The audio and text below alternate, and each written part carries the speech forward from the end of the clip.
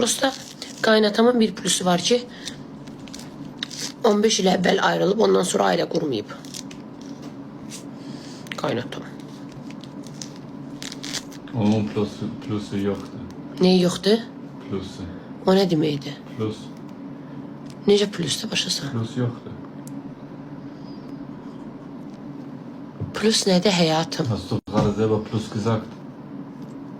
Was hast du gerade gesagt? Dedim ki 15 ildir ailə qurmayıb. Ja, was hast du dazu gesagt? Davor. Ganz genau. Nə dedim? Yadımdan çıxdı. Nə dedim ki? Nə dedim? Var? Nə yazırlar? Onları məni başa düşdür, amma sən yeni topoy kimi baxırsan. Hə, plus nə deməkdir? Plus nə deməkdir?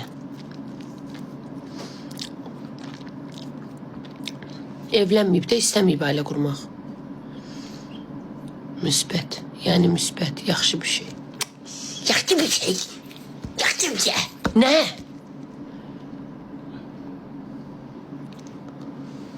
Hələ gündəm az. Giz danışma. Ürək dönücü. Ürək dönücü nə alaka?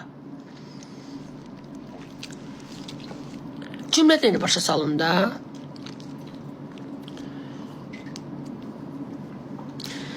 Ha, plusu odur ki, o nə dedi plusu yoxdur, ya dedi plusu var. Neysə də, tutmadım temanı. Gibt also plus. Allah hakkı bilmiyorum, onlar yazdılar. Plus gibt's oder? Plus var, ha. Hə. Sen onu... Warum verstehst du nicht, wenn ich plus sage? Tabii ki işte Warum başa verstehst du das nicht? Niye başa düşmüşsən əgər mən plus deyirəm? Həyatım, ömrüm, günüm, ölsün Plus, arvadın plus. sənin ayağımın altına Niyə başa üç... düşmürsən onu? Qulaq assı gör nə Öz deyirəm. dilində danışıram, topoy bilmirsən. Hansı dillə danışım sənə?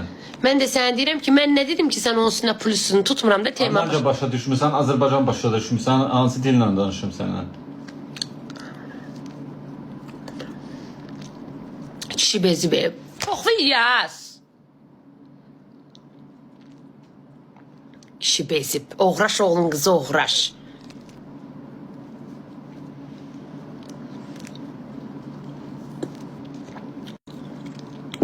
Tutmadım da torumuzdanma gelir. Başı salın.